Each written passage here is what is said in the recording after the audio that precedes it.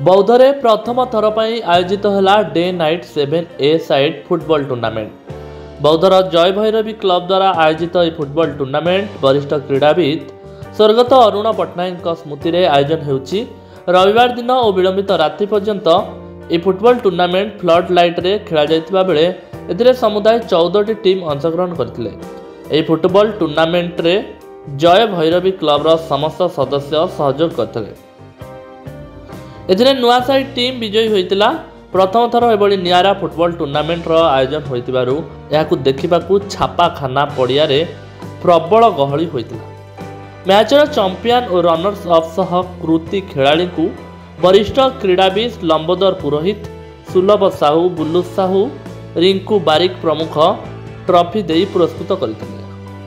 प्रथम करे हेजिबा जय भैरवी क्लब करिबा 7A साइड फुटबॉल टूर्नामेंट सफल आयोजन कर धन्यवाद देवी।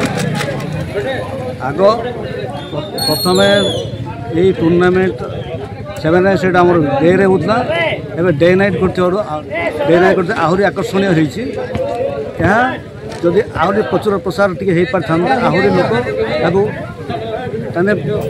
एंजॉय कर बहुत भल खेली आम से विजय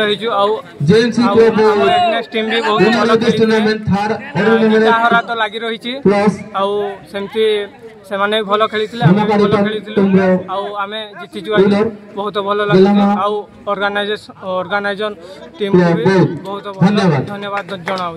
तेरे एभली किसी गुरुत्वपूर्ण खबर देखा चाहती आम चैनल को लाइक, सब्सक्राइब और शेयर करो।